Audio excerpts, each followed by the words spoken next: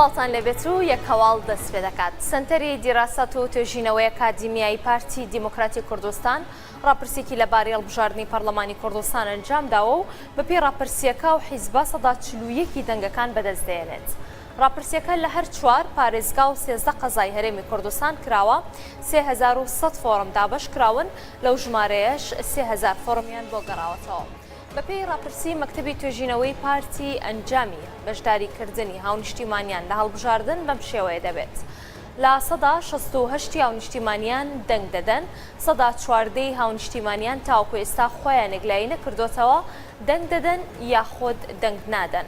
لە سەدا 18 هاونیشتیمانیان بڕیاری ئەوەیان داوە دەنگ نەدەن. هەروەها بەپێی ڕاپرسیەکەی مەکتەبی توێژینەوەی پارتی ڕێژەی دەنگی حیزبەکان بەو شێوەیە دەبێت. پارتی دیموکراتی کوردستان سەدا 41، یەکێتی نیشتیمانی کوردستان سەدا 18، بزوتنەوەی گۆڕان سەدا 10، جوڵانەوەی نەوەی نوێ سەدا 9، کۆمەڵی ئیسلامی کوردستان سەدا 3، بەرەو ئیسلاح سەدا 6، هاوپەیمانی ئەگەر بەشدار بێت لە سەدا 6 دەنگەکان بۆ خۆی بەسۆگەر دەکات.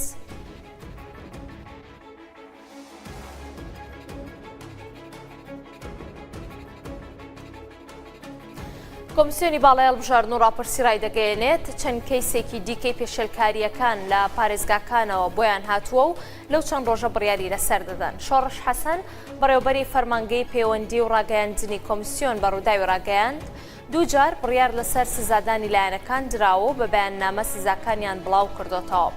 شۆڕش حەسەن دەڵێت چەند راپۆرتێکی دیکەی پێشێلکاریان لە سلێمانی و دوهۆک بەدەست گەیشتووە و خەریکی لێکۆڵینەوەن. بەپێی زانیاریەکان تەنیا لە سلێمانی زیاتر لە 50 پێشێلکاری تۆمار کراون. شۆڕش حەسەن دەڵێت ئەنجومەنی کۆمسیاران لەو چەند ڕۆژەی داهاتوو کۆ دەبێتەوە و بڕیار لەسەر سزادانی چەند لایەنێکی دیکە دەدەن. لە ماوەی ڕۆژی بانگەشەدا دووجار کۆمیسیۆن بڕیاری سزادانی لایەنەکانی داوە، 11 ئەیلول 7 لایەن و بەربژێر سزادران.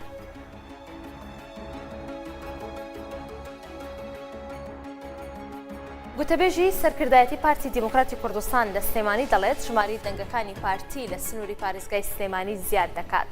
ئەتا شێخ حەسەن گوتەبێژی پارتی لە سلێمانی بە تۆڕی میدیای ڕووداوی ڕاگەیاند ژماری دەنگەکانی پارتی دیموکراتی کوردستان لە سنووری پارێزگای سلێمانی زیاد دەکات و پشتیان بە چەند ئامار و داتایەک بەستووە. ئەتا شێخ حەسەن گوتی ئێمە پشتمان بە هەژمارکردنەوەی سندوقەکانی دەنگدانی ڕابردوو بەستووە ئەو کاتە کە خیانەتی ئەلکترۆنی بەسەر هەڵبژاردنەکان داکرا لە کۆی 110 سندوق پارتی دیموکراتی کوردستان 868 دەنگی زیاد کرد و چوە پلەی سێم. خۆ ئەگەر ژمارنەوەی دەستی بۆ سەرجەم سندوقەکانی دەنگدان بکرایەتەوە ئەوە دەنگی پارتی لە سلێمانی لە 48 هەزارەوە دەبوو بە 80 هەزار. ئەتاشە حەسەن لە درێژەی قسەکانی داماژێ بۆ کرد کە ئەوان دڵنیان لەوەی کە خەڵک جیاواز لە هەڵبژاردنەکانی عێراق بتمانی زیاتریان بە پارتی هەیە چونکە ڕاستگۆیی و شەفافیەتی لە بەڵێنەکانیدا بەدی دەکرێت. ئەو هەواڵەی هەڵایەکی زۆری ناوەتەوە. کۆمپانیای کۆڕەک تیلیکۆم ئاماژە بە داخستنی تۆڕی پەیوەندی کۆمپانیەکە دەکات بە فەرمانی قوبات تاڵەبانی لە سلێمانی لە ڕۆژانی 15 و 16 مانگە. بە گوێرەی ڕاگەیەنراوی کۆمپانیای کۆڕەک تیلیکۆم قوبات تاڵەبانی سەرۆکلیستی یەکێتی نیشتیمانی کوردستان کە هاوکات جێگری سەرۆکوەزیرانە فەرمانی بە ئاسایشی فڕۆکەخانەی سلێمانی کردووە بە مەبەستی ڕازیکردنی کۆمپانیایەکی ڕکابەر تاوەرەکانی کۆمپانیای کۆڕەک لە کار بخەن و کۆمپانیاکە و خەڵکی ئەو دەڤەرە بێبەش بکەن لە مافەکانی خۆیان بەبێ گوێدانە لایەنە یاساییەکان. کۆمپانیای کۆڕەک تیلیکۆم دەڵێت قوبات تاڵەبانی تەنیا بۆ دابینکردنی بودجەی بەڕێوەچوونی کامپێنی هەڵبژاردننی خۆی ئەو کاری کردووە و دەڵێن لە ڕێگەی دادنووسەوە مامەڵە لەگەڵم بابەتەدا دەکەن. تایر عەبدوڵڵا بەڕێوەبەری فڕۆکەخانەی سلێمانی بە ڕووداوی ڕاگەیاند ئاگاداری داخستنی تۆڕی کۆڕەک نییە، جەخت دەکاتەوە کە هێڵی کۆڕەک لە فڕۆکەخانە و دەوروبەری کار دەکات و ڕانەگیراوە.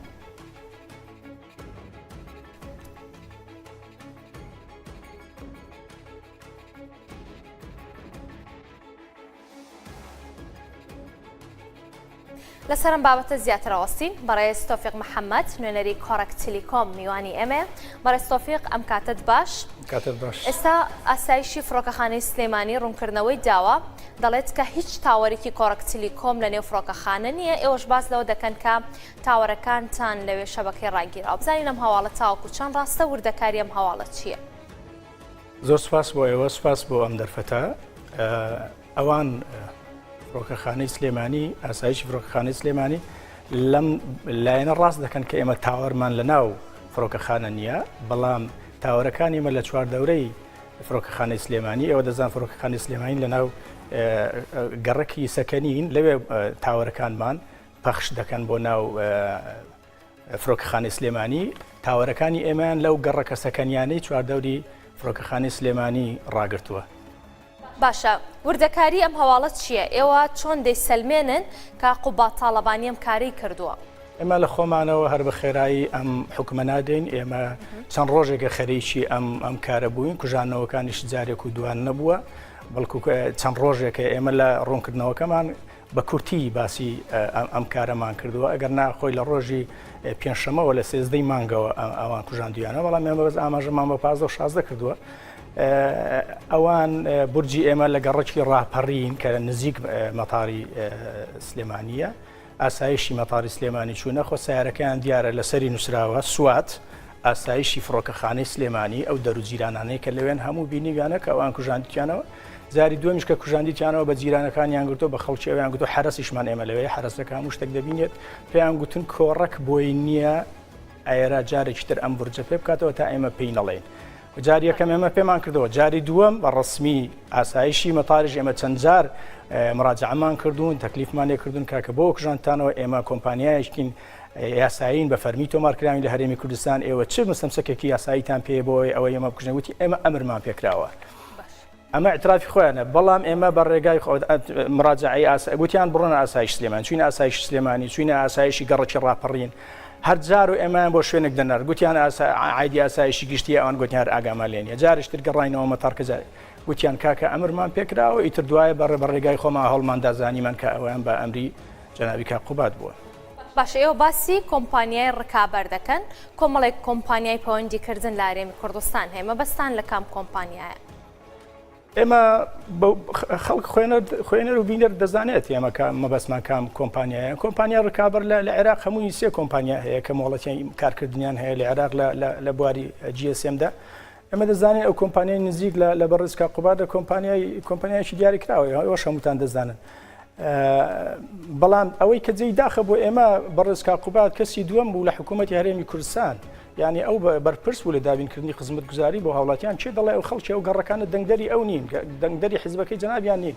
من پێمان سەیرە کەسێک لە ئاستی مەسئولیت کەسی دووەم بێ لە حکوومەتی هەرێمی کوردستان دەستی بچێتە ئەوەی کە خزمەتگوزاری لە خەڵک ببڕە لە زیاتی و خزمەتگوزاریان پێشکەشکە، دوایە جەنابیان لە دەرەوە گەورە بۆ خاوەن پێویستە خاوەن عەقڵێکی متەفتیح و کراوەتر بێت لە خەڵکی تریان.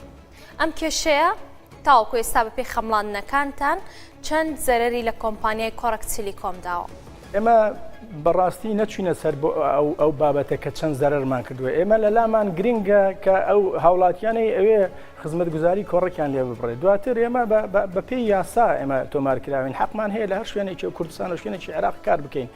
ئەگەر ئەوەی کە بێت پێویستە ئەوان بە یاسا ئاگادارمان بکەنەوە، بڵێن کاکە لەبەر ئەو سەرپێچێتان ئێمە حەقی یاسایی بە خۆمان دەدەین، زیاتی یاسایی هەیە بۆ کوژانەوە، بەڵام ئەوان هیچ پەیڕەوی سجەیەکی یاساییان نەکردووە، هیچ ئەمرێکی یاساییان پێنە بۆ لۆخانەوە ئەوەکانیان کوژاندێتەوە. قەرەبۆی مادی یاخود زەرەری مادی لە لای ئێمە گرنگ نییە بەڕاستی، بەقەت ئەوەی کە خزمەتکردنی هاوڵاتیانی خەڵکی شاری سلێمانی و هەموو خەڵکی هەرێمی کوردستان و تەنانەت عێراقیش لە لای ئێمە مەبەست و گرنگە.